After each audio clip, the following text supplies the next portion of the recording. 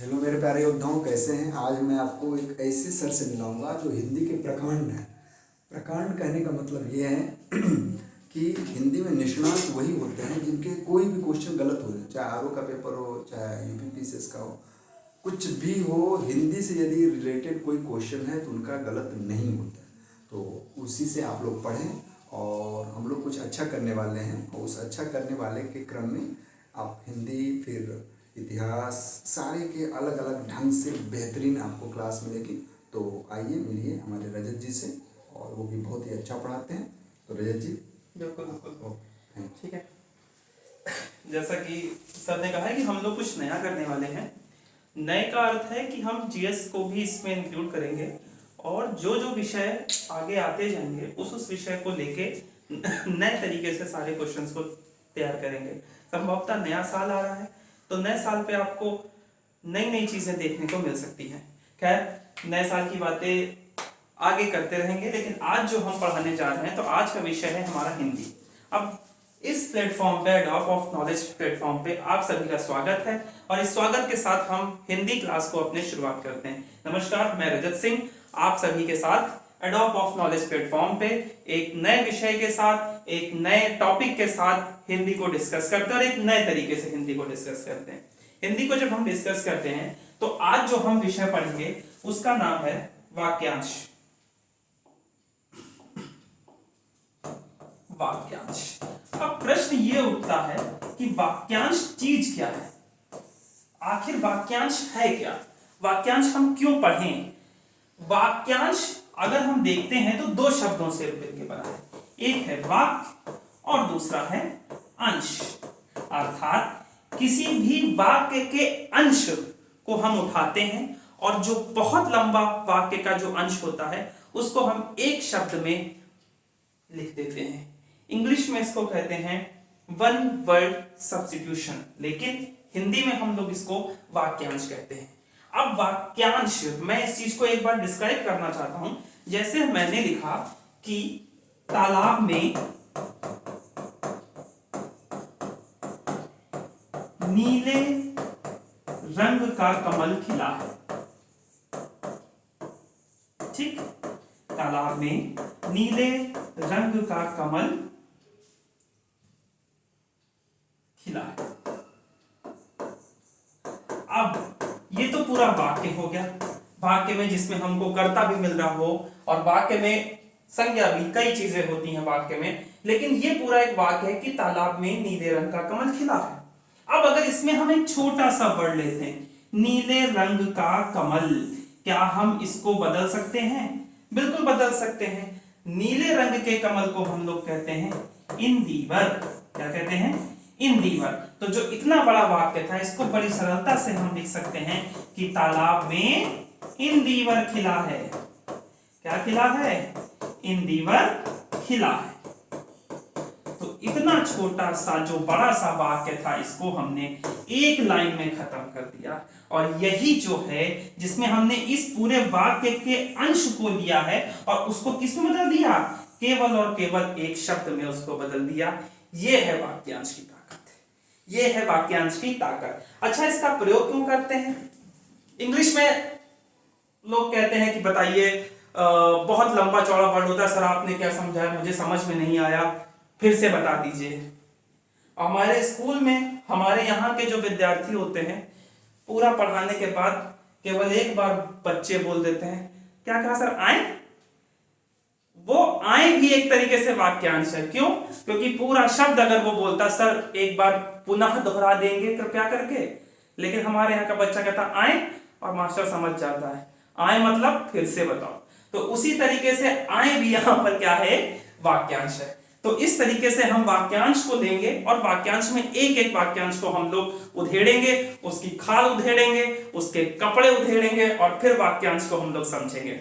तो वाक्यांश में सबसे बड़ी बात आती है कि वाक्यांश को आप समझ गए होंगे कि वाक्यांश है क्या? वाक्य के अंश है। अब आज जो हम वाक्यांश को देखेंगे, वो वाक्यांश में देखेंगे कि हम लोग नायिकाओं के, रीतिकाल में रीतिकाल के जो कवि थे, वो नायिकाओं पे अलग अलग चीजें लिखा करते थे कि जो नायिका है वो बहुत अच्छा बोल रही है, बहुत मीठा बोल रही है, हल्का मुस्कुरा रही है, अट्टहास कर रही है। इस तरीके से अलग अलग नायिकाएं अलग अलग तरीके से उनको डिस्क्राइब किया गया है। तो ये मेरा बनाया हुआ नहीं होगा, जो भी होगा ये रीतिकाल के कवियों ने। अब बात अच्छी है, पुरुषों पे क्यों नहीं लिखा गया? मुझे ऐसा लगता है कि सौंदर्यता का पर्याय स्त्रियां ही हैं, पुरुष उतने ज्यादा नहीं हैं, इसीलिए शायद, और ज्यादातर कविताएं रचनाएं पुरुषों के द्वारा लिखी गई हैं, इसीलिए ये सारी चीजें पुरुषों ने नायिकाओं को डिस्क्राइब किया है। और इसी क्रम में हम आगे बढ़ते हैं, लेकिन सबसे पहले अपने ग्रीन बोर्ड साहब से कहते हैं कि एक पेज दीजिए। एक पेज हमने दे दिया। इसी क्रम में हम सबसे पहले देखेंगे दिशाओं के बारे में। अब देखिएगा हम पढ़ा क्या रहे हैं, वाक्यांश के लिए एक शब्द। कैसे वाक्यांश के लिए एक शब्द में आपको सभी दिशाओं का आ जाएगा, ये जरा ध्यान से देखिएगा। इतना तो सब बच्चे जानते होंगे कि ये कौन सी दिशा है, पूरब या पूर्व। ऊपर की तरफ कौन सी होती है, उत्तर। और नीचे की तरफ कौन सी होती है, दक्षिण। और ये कौन सी दिशा है हमारे पास, पश्चिम। इतना तो भैया सबको पता होगा। अब कहेंगे सर जी बता सकते हैं क्या इसके अलावा भी कुछ इनको कह सकते हैं? बिल्कुल कह सकते हैं। सर जी क्या कह सकते हैं? तो सर जी बताएंगे इसकी इनको हम क्या कह सकते हैं। वाक्यांश में जब कहा जाता है, वाक्यांश इस तरीके से आ सकता है कि पूरब की दिशा को क्या कहते हैं। तो जो पूरब की दिशा होती है इसको कहते हैं प्राची।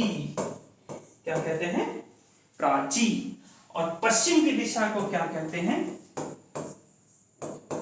प्रतीची। क्या कहते हैं हम लोग, प्रतीची।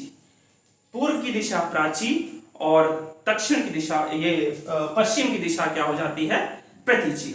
अच्छा, अब इसके बाद उत्तर की दिशा को हम लोग क्या कहते हैं। उत्तर की दिशा जहां पर हम लोग जब मैप बनाते हैं तो फिर उत्तर को हम लोग ऊपर दिखाते हैं और पश्चिम को भी हम लोग इधर जिधर गुजरात वगैरह हम लोग दिखाते हैं। तो जब हम लोग जीएस में आएंगे तब उन सब चीजों को देखते हैं।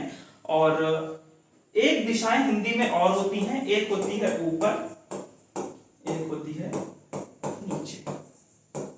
ठीक है, तो कुल मिला के 1 2 3 4 5 6 ये दिशाएं हो गई। और फिर इन दिशाओं को काटते हुए क्रॉस में 4 दिशाएं हम आपको और समझाएंगे। तो हमने बताया कि जो पूर्व की दिशा होगी प्राची और इसकी दिशा को हम लोग क्या कहेंगे, प्रतीची। ठीक है, अब इसी के साथ में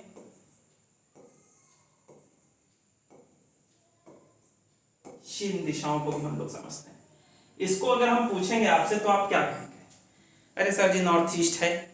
बिल्कुल है, नॉर्थ ईस्ट उत्तर पूरब है। लेकिन हिंदी में इसको हम क्या कहते हैं? तो हिंदी में इसको कहते हैं ईशान कोण या ईशान। क्या कहते हैं, ईशान। क्या कहते हैं इसको, ईशान। अब सर जी इसको क्या कहेंगे? जहां से सबसे ज्यादा क्वेश्चंस आ जाते हैं कि इनकी दिशाओं के बीच के स्थान को क्या कहते हैं, पूरब और दक्षिण के बीच की दिशाओं को आप क्या कहते हैं? तो ईशान, और यहां पर क्या हो जाता है, आग्नेय। ये कौन सी दिशा हो जाती है, आग्नेय दिशा। और यहां से हमने आग जलाई तो ये धुआं उठा, धुआं हवा से मिला तो ये कौन सी दिशा हो गई, वायव्य। कौन सी हो गई, वायव्य। यहां पर हमने आग लगाई और ये आग इधर चली गई तो कौन सी हो गई, वायव्य। ठीक, ईशान हो गया, और कौन सा हो गया, आग्नेय हो गया, वायव्य हो गया। अब सर जी एक ये दिशा बनी, ये दिशा आप याद कर दीजिए, नैऋत्य। कौन कौन सी दिशा हो गई, इधर हमने कौन सी दिशा बनाई, ईशान। और यहां पर हमने क्या जलाई, आग, आग्नेय, इग्निशियस रॉक, आप लोगों ने सुना होगा। यहां से जब चली तो फिर ये यहां से धुआं उठा और यहां पर ये कौन सी हुई, वायव्य। और ये वायव्य किस में है, उत्तर और पश्चिम के बीच में कौन सी हो गई, वायव्य। और फिर एक दिशा केवल आपकी बची, कौन सी हो गई, नैऋत्य। इतनी बात मुझे लगता है कि आप लोगों को क्लियर हो गई होगी। ठीक है, श्लोक भी आता है। श्लोक में जैसे कि हम लोग ने पढ़ा है, ओम पूर्वे रक्षतु वाराह, पूर्वे अब यहां से देखिएगा, पूर्वे रक्षतु वाराह, पूर्वे रक्षतु वाराह यानी पूरब। पूरब को रक्षा कौन करते हैं, वाराह।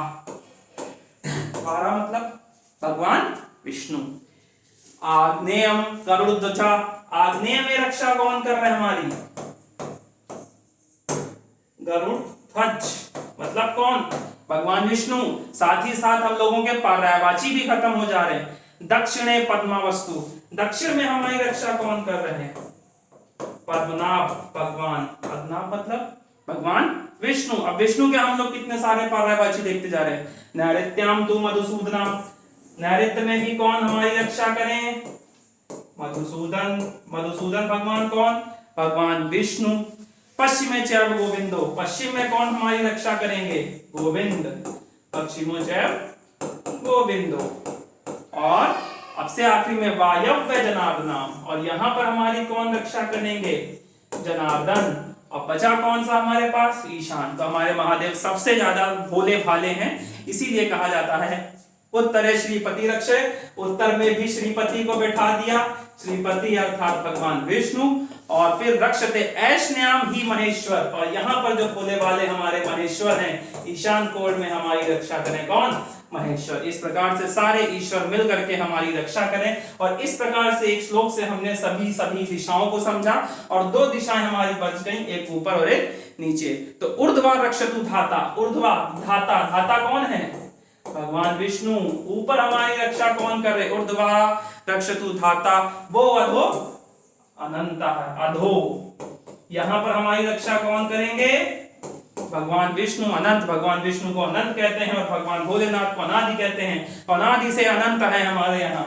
तो नीचे, तो जो नीचे की दिशा होती है इसको हम क्या कहते हैं? अधो। और जो ऊपर की दिशा होती है इसको हम क्या कहते हैं? ऊर्ध्व। ठीक। प्राची, प्रतीची, ईशान कोण, आग्नेय, नैऋत्य और वायव्य, ऊर्ध्व, अधो। इस तरीके से हमने कई सारी दिशाओं को देखा। अब दिशाओं को देखने के साथ साथ हम ये भी सीख गए हैं कि किधर से कौन सी दिशा होती है। आप सीधे खड़े हो जाइए। प्राची, प्रतीची, उत्तर की तरफ उदीची, दक्षिण की तरफ अवीची। ठीक है। प्राची, प्रतीची, उदीची, अवीची, ईशान, आग्नेय। आग्नेय से हमने आग जलाई, धुआं उठा। वायव्य, और यहां पर कौन सा? नैऋत्य। दो दिशाएं बढ़ती, ऊर्ध्व और अधो। क्लियर? मुझे लगता है कि आप सभी लोगों को क्लियर हो गया होगा। अब हम लोग चलते हैं नायिकाओं पे। तो जैसे ही हम नायिकाओं पे चलते हैं, चलिए भाई नायिकाओं को भी देखते हैं। और वाक्यांश के लिए एक शब्द, जैसा कि मैंने आपको बताया था कि वाक्यांश जो है, कंप्यूटर जी कलर दीजिए, दे दिए कलर। हाँ, तो जैसे कि मैंने बात किया था, वाक्यांश वाक्य के अंश है। इतना लंबा सा है, अपने पति से प्रेम करने वाली नायिका। इतना लंबा नाम है, इसको क्या कहेंगे? स्वकीया। कंप्यूटर जी कुछ और कलर दीजिए। स्वकीया। क्या कहते हैं? स्वकीया। स्व मतलब अपने पति से प्रेम करने वाली स्त्री। स्वकीया, अपने पति से प्रेम करने वाली स्त्री स्वकीया। और पर पुरुष से प्रेम करने वाली स्त्री, तो पर को यहां से उठाइए और इसको यहां लिख दीजिए, पर किया। ठीक। अपने पति से प्रेम करने वाली स्त्री स्वकीया, और पर पुरुष से प्रेम करने वाली विवाहित नायिका क्या कहते हैं? उसे परकिया। आगे चलते हैं। वह नायिका जिसे अपने पति का प्रेम मिला हो, वह नायिका जिसे अपने पति का प्रेम मिला हो। महाभारत देखते होंगे या कभी देखा होगा, कभी सुना होगा। आशीर्वाद लेते तो जरूर सुना होगा। सौभाग्यवती कहा जाता है। तो वह नायिका जिसे अपने पति का प्रेम मिला, सौभाग्य से निकाला सुभगा, और ये क्या बन गया? सुभगा। जाओ भैया, सौभाग्यवती वह नायिका जिसे अपने पति का प्रेम मिला हो, सुभगा। और एक चीज और, सुभगा से क्या महाभारत में एक और आपने सुना होगा, क्या सुना होगा? अखंड सौभाग्यवती भव। सुना है? अखंड सौभाग्यवती भव, यानी जिसके सौभाग्य का खंडन ना हुआ हो, अखंड सौभाग्यवती भव। और अखंड का क्या हमने यहाँ पे लिया? वह नायिका जिसे अपने पति का प्रेम ना मिला हो, वो नायिका क्या बन गई? खंडिता। ठीक। अखंड से क्या बन गई? खंडिता। अखंड से क्या बन गई? खंडिता। और सौभाग्यवती भाव से क्या बन गई? सुभगा बन गई। अब हम लोग आगे चलते हैं। वह नायिका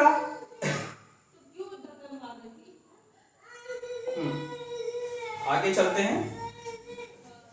वह पति अपने पति से प्रेम करने वाली स्त्री स्व किया, पर पुरुष से प्रेम करने वाली वह स्त्री पर किया। वह नायिका जिसे अपने पति का प्रेम मिला, जिसको भी बताया था, सुभगा सौभाग्यवती भाव। और वह नायिका जिसे अपने पति का प्रेम ना मिला हो, अखंड सौभाग्यवती भाव से याद रखिएगा, खंडिता। अगला चलते हैं। वह नायिका जो लुक छिपकर संकेत स्थल पर मिलने जाए, वह नायिका जो लुक छिपकर संकेत स्थल पर मिलने जाए। अब भैया संकेत स्थल पर कौन मिलने जाएगा? जरूरी नहीं है कोई ऐसे ही जाए। हमारे यहाँ पहले बाबा वगैरह खुद जाते थे, मुरेठा बांध के, चेहरा कोई देख नहीं पाए, गांव में पूरा धीरे धीरे जाते थे दादी वगैरह से मिलने शादी के पहले, कि देखे दादी कैसी, बड़ी मुश्किल में मुलाकात होती थी, तो वो भी लुक छिप कर जाते थे। लेकिन यहाँ पुरुष की बात नहीं हो रही, यहाँ किसकी बात हो रही? नायिका की। वह नायिका जो लुक छिपकर संकेत स्थल पर प्रेमी से मिलने जाए, उसे क्या करेंगे? अभिसारिका। बड़ा अच्छा शब्द मिलता है हिंदी में, अभिसारिका। जो लुक छिपकर अपने प्रेमी से मिलने जाए, अभिसारिका। अच्छा, सारिका यहाँ पर क्या है? सारिका नमूमन किसी स्त्री का भी नाम हो सकता है, लेकिन सारिका का जब हम वास्तविक अर्थ खोजते हैं तो इसका अर्थ होता है कोयल। इसका उस शब्द से कोई मतलब नहीं है। सारिका का जो वास्तविक अर्थ होता है वो होता है कोयल, लेकिन कोयल को नायिका से संबंधित कर दिया है संभवतः रीतिकाल के कवियों ने लिखा हुआ है। मैंने पहले ही बताया हुआ था, मेरा बनाया हुआ कुछ नहीं ना, ये आगे से रीतिकाल के कवियों द्वारा बनाया हुआ है। तो जो लुक छिपकर अपने संकेत पर मिलने जाए, अभिसारिका। और वो नायिका जो खुलेआम अपने प्रेमी से मिलने जाए, सुंदर तरीके। अब खुलेआम मिलने जाएगी तो सुंदर तो बन के जाएगी, ऐसा तो है नहीं, खूब सुंदर करेगी, मेकअप करेगी, तो सुंदर सुंदर बन के जाएगी। तो वह नायिका जो खुलेआम अपने प्रेमी से मिलने जाए, उसे क्या कहेंगे? सुसारिका। सुसुंदर सारिका, सुंदर सुंदर बन करके जाएगी अपने प्रेमी से मिलने, और वो क्या हो जाएगी? सुसारिका, अगर वो खुले तरीके से मिलने जा रही है। और जो लुक छिपकर मिलेगी, अभिसारिका। और खुलेआम प्रेमी से मिलने वाली स्त्री, सुसारिका। इतना क्लियर हो गया? अगला आगे चलते हैं, आगे चलते हैं। वह नायिका, सब नायिकाओं पे हैं, आगे हम लोग किसी और चीज पे भी लाएंगे। तो वह नायिका जो प्रिय बोलती हो, बहुत अच्छा शब्द है हिंदी में इसके लिए भी।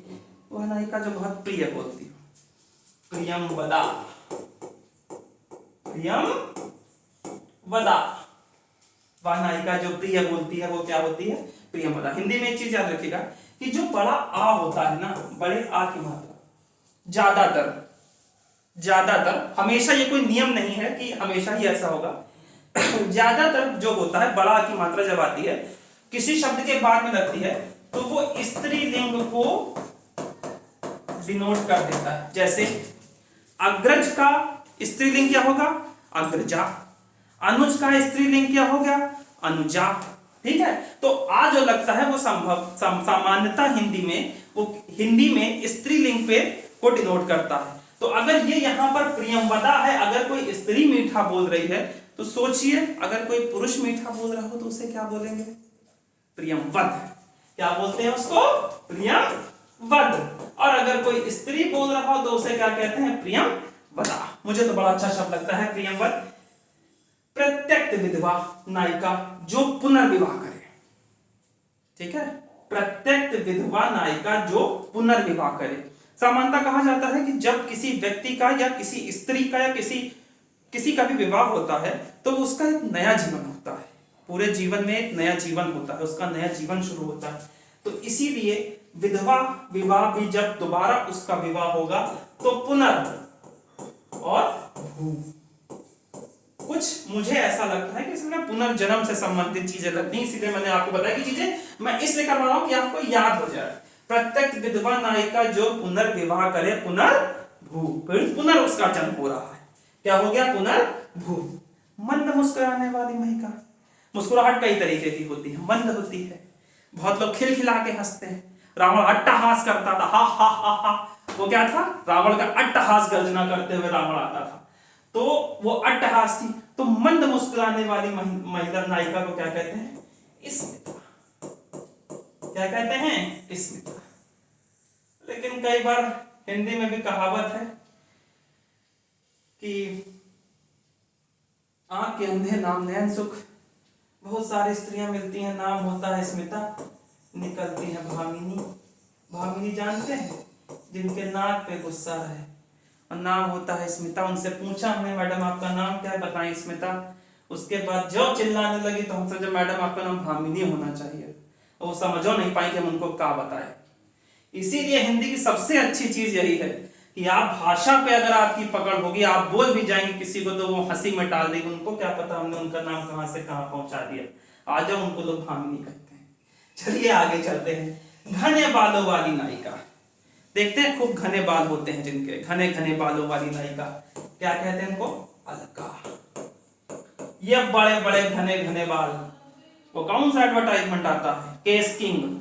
केस किंग लगा लो, घने घने बाल हो जाए। तो वही केस किंग वालों ने घने बालों वाली नायिका से क्या निकाला? अलका। और लंबे लंबे बालों वाली नायिका, लंबे लंबे बालों वाली नायिका से क्या निकाला? केशनी। केश से इन्होंने क्या निकाला? केशनी। क्या निकाला? केशनी। घुंघराले बालों वाली नायिका, अब ये और है। तो घुंघराले बालों वाली नायिका देखते होंगे अक्सर महिलाओं में, वो जानबूझ के नहीं करती हैं, हो जाता है कि ऐसे करके कानों के पीछे लेके जाती हैं, बाल आगे आता है ऐसे करके पीछे लेके जाती हैं, ऐसे घुंघराले बाल होते हैं, ऐसे ऐसे करती हैं और फिर कान, वो उनका होगा, मैं कोई ऐसा नहीं कर रहा हूं। लेकिन घुंघराले घुंघराले बालों को जब कान के पीछे लेके जाएंगे तो कान से याद रखिएगा क्या बना? कान। घुंघराले बाल वाली नायिका क्या बन गई? काकुनी। लंबे बालों वाली नायिका केश, केशनी। घने बालों वाली नायिका क्या बन गई? अलका। नाम गलत हो गया, यहां पर होना चाहिए मान। मान करने वाली नायिका। मान कर मनाओ हमको। नहीं, हम नहीं मानेंगे, तो वो मान कराना होता है। महिलाओं को मान बहुत पसंद है, तो मान करने वाली नायिका को क्या कहते हैं? मानिनी। क्या कहते हैं? देखिए आ गया, मान करने वाली नायिका को हमने क्या कहा? मानिनी। क्रोध करने वाली नायिका, जैसे मंद मुस्कुराने वाली नायिका का स्मिता बताया था, मैंने उनका नाम भामिनी कर दिया था, वही आ गया। क्रोध करने वाली नायिका कौन हुई? भामिनी। कौन हो गई? भामिनी। ठीक, क्रोध करने वाली नायिका भामिनी, नाम करने वाली, मान करने वाली नायिका मानिनी, घुंघराले बालों वाली नायिका काकुली, लंबे बालों वाली नायिका केश से केशनी, घने बालों वाली नायिका अलका, मंद मुस्कुराने वाली नायिका स्मिता। इतना आपको क्लियर हो गया होगा। आगे चलते हैं। बड़े बड़े नैनों वाली नायिका, बड़े बड़े नैनों वाली नायिका। अच्छा, ये आंख है कंप्यूटर जी, ये आंख है। अरे भैया आंख नहीं बन रही। ये बनी आंख, लग रहा है आंख, ये बनी आंख, बाहर बनी। अच्छा कल्पना करिए, ये आंख अगर बड़ी हो जाएगी तो कुछ कैसी लगेगी? ऐसे नहीं हो जाएगी कुछ। यद्यपि ये पैरेललोग्राम बन रहा है, लेकिन कहीं ना कहीं ये आयत जैसा आकार नहीं पहुंचेगा। बड़ी बड़ी आंख, आयत। तो जो बड़े बड़े नैनों वाली नायिका होगी उसे क्या कहेंगे? आयत लोचना। लोचन अर्थ जो होता है वो सामान्यता आंखों के लिए प्रयोग होता है। कंप्यूटर जी एक पन्ना दीजिए जरा, यहां से एक डाउट निकाल दें। हाँ कंप्यूटर जी पन्ना, हाँ लोचन, लोचन श्री रामचंद्र कृपालु भजमन उसमें भी आता है। चलिए बताते हैं। लोचन जो होता है वो सामान्यता आंखों के लिए प्रयोग होता है। किसके लिए प्रयोग होता है? आंखों के लिए। तो आयत लोचना भी किससे बना है? लोचना किससे बना है? किससे बना है? आयत के आकार की लोचन। आयत बड़ा होता है तो यानी ये क्या हो गई? बड़े बड़े आंखों वाली नायिका। बड़े बड़े आंखों वाली नायिका। देखिएगा एक साथ आपको कितने क्लियर होते जाएंगे। बड़े बड़े आंखों वाली नायिका। दिख नहीं रहा हो तो यहां पे इसको क्लियर करते हैं, यहां पर हम बताते हैं। लोचन, ठीक, आयत लोचना। आयत लोचना मतलब बड़े बड़े आंखों वाली। आयत लोचना मतलब बड़े बड़े आंखों वाली। एक और है सुलोचना, एक शब्द और होता है। मन में सोचिए, सर जी ने इतना बताया है, मन में सोचिए क्या हो सकता है। सु मतलब सुंदर, सु मतलब सुंदर, तो सु से बना सुंदर। लोचन मतलब आंखें, यानी कितनी आंखों वाली, सुंदर आंखों वाली नायिका को क्या कहेंगे, सुलोचना। एक शब्द और होता है शताक्षी। क्या होता है, शताक्षी। अच्छा, आंखों के लिए लोचन भी होता है, आंखों के लिए अक्ष भी करके यूज होता है, दोनों होता है।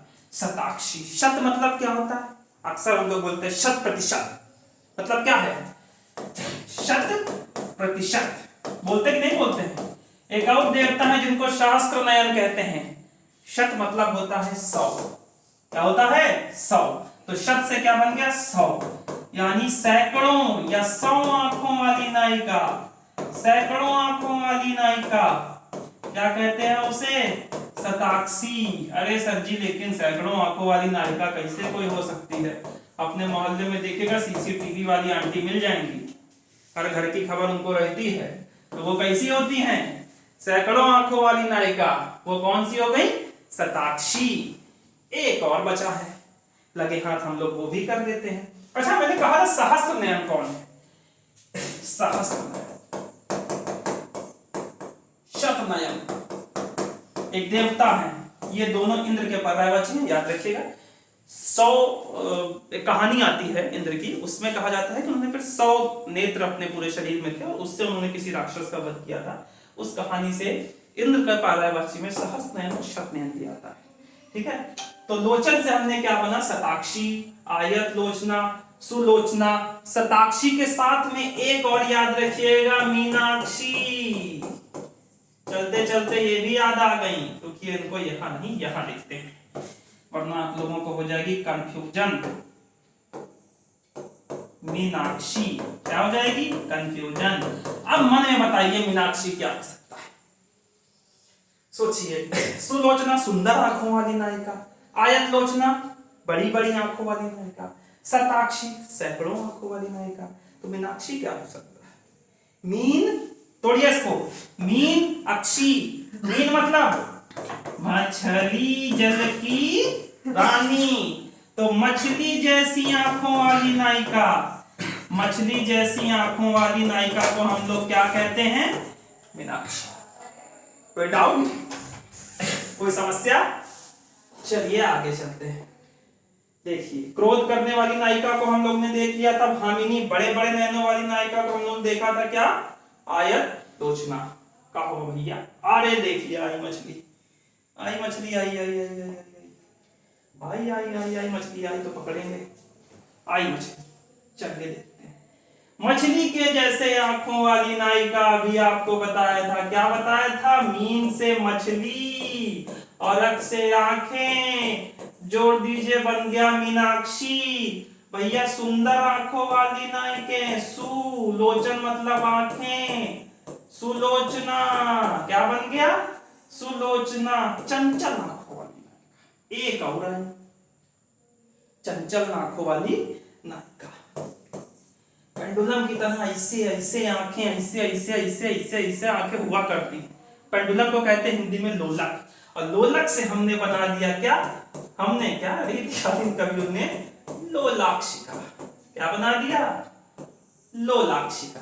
तो चंचल आंखों वाली नायिका क्या बन गई, लोलाक्षिका। और सैकड़ों आंखों वाली नायिका को हमने क्या बना दिया, शताक्षी। अभी आपको बताया था शताक्षी, वह स्त्री जिसका पति परदेश से आने वाला हो। मेरे पिया गए रंगून, वहां से किया है टेलीफोन, और टेलीफोन किया है कि अब मैं आने वाला हूं। तो जो आ रही है, जिसका पति आने वाला, आया नहीं है, आने वाला है, क्या हो जाएगा, आगमिष्यत पतिका। क्या हो जाएगा, आगमिष्यत पतिका।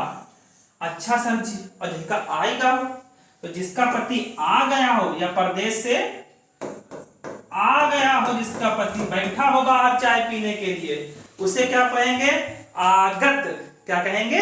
आगत। तो ये क्या हो जाएगा? आगत पतिका। आगत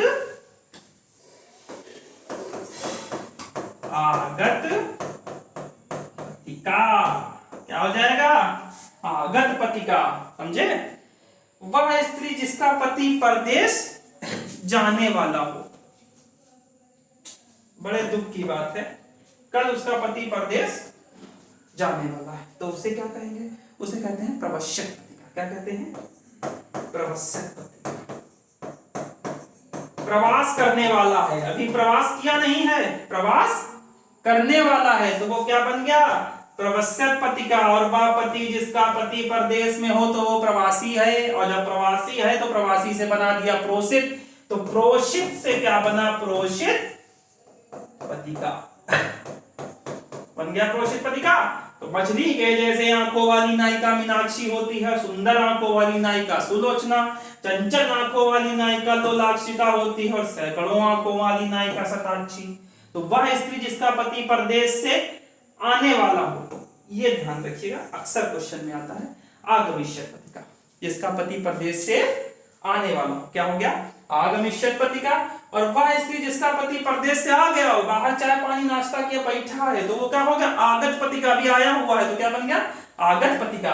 और वह स्त्री जिसका पति परदेश जाने वाला हो, तो वो कौन सी हो जाएगी? प्रवश्यक पतिका। और वह स्त्री जिसका पति परदेश में हो, प्रवासी, प्रवासी से जोड़ा प्रोषित, तो क्या बन गया? प्रोषित पतिका। अब आगे चलते हैं। नवविवाहित स्त्री, नवविवाहित स्त्री। चलिए कंप्यूटर जी एक पन्ना दीजिए। पन्ना दिया। पन्ना देने के बाद अब हम लोग दूसरे पे आते हैं। ठीक, ऊढ़ा।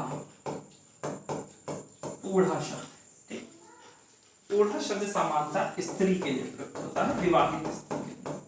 किसके लिए प्रयुक्त होता है? स्त्री जिसका विवाह हो गया। विवाहित स्त्री के लिए हम लोग कौन सा शब्द प्रयोग करते हैं? ऊढ़ा। ऊढ़ा से देखिए अभी हम कितने शब्द होते हैं। जिस एक शब्द होता है नवोढ़ा। क्या है? नवोढ़ा। नवोढ़ा क्या? नव मतलब नया, ऊढ़ा मतलब विवाहित स्त्री, अर्थात ऐसी स्त्री जिसका विवाह अभी अभी हुआ हो, यानी क्या हुआ? नवविवाहित स्त्री। नवविवाहित स्त्री क्या हो गई? नवोढ़ा। नवविवाहित स्त्री क्या हो गई? नवोढ़ा। ठीक है। एक और होता है अध्यूढ़ा। ठीक, अध्यूढ़ा। एक शब्द होता है